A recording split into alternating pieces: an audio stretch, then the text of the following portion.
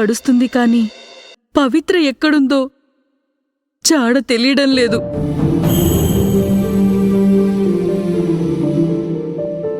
ప్రతి నిమిషం గుండె కొట్టుకుంటున్న వేగం అంతకంతకు పెరుగుతుంది.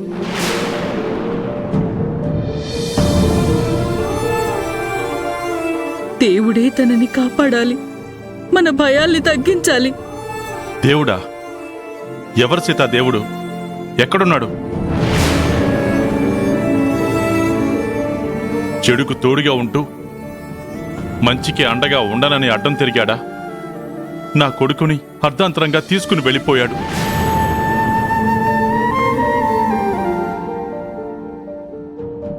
నా కోడల్ని ఎవరు తీసుకెళ్లిపోయారో అర్థం కాకుండా చేస్తున్నాడు. కన్నీళ్లతో మనకి స్నానం చేయించి తప్పు చేసిన వాళ్ళకి పన్నీరు జల్లుతున్నాడు. ఆ దేవుడు మనకి సహాయం చేయడు. అది కేవలం మన భ్రమ. నా బిడ్డ నాకు కావాలి సీత. నా కోడలు క్షేమంగా ఇంటికి తిరిగి రావాలి. అన్నయ్య, నువ్వు మరీ ఎమోషనల్ అవ్వకు. నువ్వు మరీ మనసుకు తీసుకోకు. అసలే నీ ఆరోగ్యం బాలేదు. ఎలా సీత? ఎలా మనసు మీదకి తీసుకోకుండా ఉండగలను?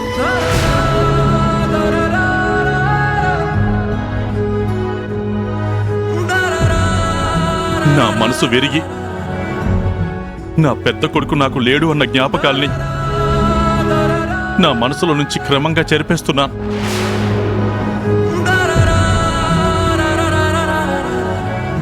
ఇప్పుడు నా కోడలు కనిపించకుండా పోయింది. ఎలా సీత? ఎలా ఎమోషన్ కాకుండా ఉండగలను? కన్నబిడ్డకైతేనేమో కంట్లో కారం, కోడల మీద మమకారం. ఈ మనిషికి కీర్తి కోసం ఒక్కసారైనా ఇలా బాధపడ్డా? అస్సల్లేదు. అదే పవిత్ర కోసం అయితే మాత్రం కన్నీళ్లు, దేవుడికి శాపనార్థాలు. అద్భుతం. అసలు నా మనవరాలికే బుద్ధి పుట్టిందో, ఏ నీచుడు ఈ పాపానికి ఒడిగట్టాడో. ఎప్పుడూ ఎదుట వాళ్ల మంచి గురించి ఆలోచించే నా మనవరాలికి చిన్నప్పటి నుంచి దేవుడు కష్టాలు పెడుతూనే ఉన్నాడు.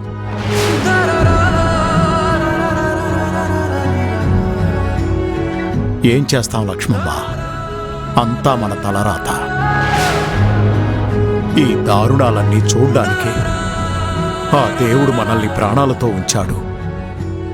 ఈ వయసులో కూడా మనల్ని బాధ పెడుతూనే ఉన్నాడు.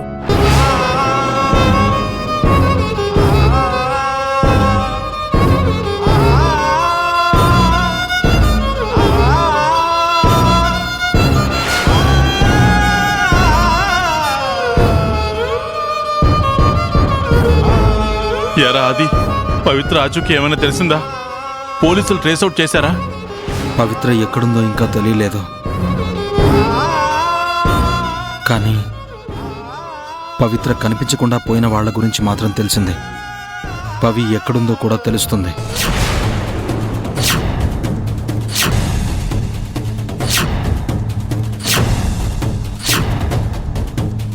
పవిత్రని తీసుకెళ్లిన ఆ రాక్షసుడు ఎవరు? అది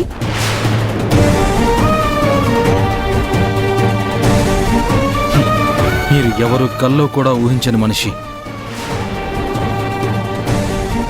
నేనా పేరు చెప్పినా మీరసలు నమ్మని మనిషి.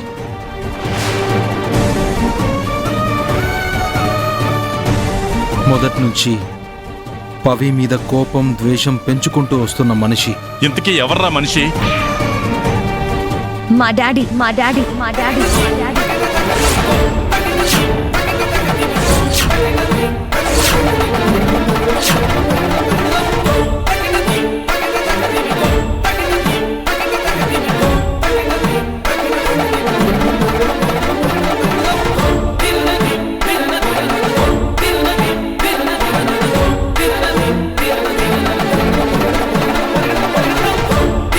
నువ్వేం మాట్లాడుతున్నావు అమ్మా? మీ డాడీ పవిత్రను కిడ్నాప్ చేశాడా? అవును అంకుల్.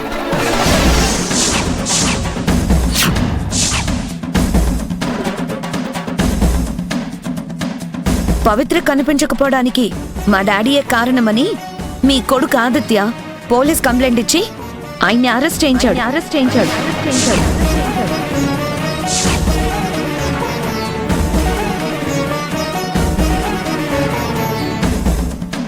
అది నీకెవరో రాంగ్ ఇన్ఫర్మేషన్ ఇచ్చారు. నా భర్త కోపంలో 4 మాటలు అంటారే తప్ప కిడ్నాప్ చేసే మనస్తత్వం ఆయనకి లేదు.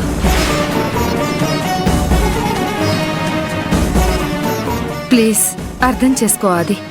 ఈ కేసు వాపస్ తీసుకుని ఆయన్ని విడిపించు. ఎరా నువ్వు రాజశేఖర్ని అరెస్ట్ చేయించావా? ఇది నిజమా?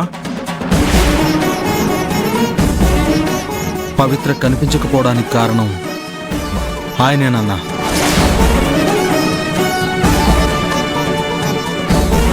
చూసారా అంకుల్ ఎలా మాట్లాడుతున్నాడు? పవిత్ర అంటే మా డాడీకి నచ్చదన్న విషయాన్ని ఆది మనసులో పెట్టుకొని ఇలా కేసులో కావాలని ఇరికించాడు. ఆది అనవసరంగా ఇరికించాల్సిన అవసరం నాకు లేదు సంజు. తప్పు చేశాడు కాబట్టే కంప్లైంట్ ఇచ్చాను, అరెస్ట్ చేయించాను.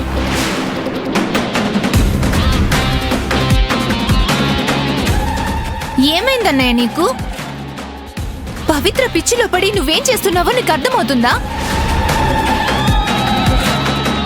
నిన్నేమో అందుకు కారణం విక్రమే అని అనుమానించి నా భర్తను చితక్కొట్టావు.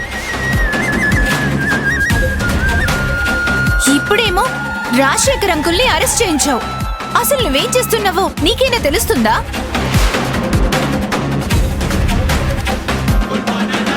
ఏంటి విక్రమ్, ఆది నిన్ను మళ్ళీ కొట్టాడా? అవును. మరి నాతో ఎందుకు చెప్పలేదు? ఆది, రాజశేఖర్ పవిత్రని కిడ్నాప్ చేయడం ఏంట్రా? తమరి పెంపకం అలా ఏడ్చింది. మంచి చెడు పెద్దవాళ్ళకి మర్యాద ఇవ్వటం తెలియకుండా తయారయ్యాడు. రాజశేఖర్ గారు ఈ ఇంటికి ఆత్మీయుడు, చక్రవర్తి అన్నయ్య ప్రాణ స్నేహితుడు. కన్ను మిన్ను కానక ఆయన్ని అరెస్ట్ చేయించాడు.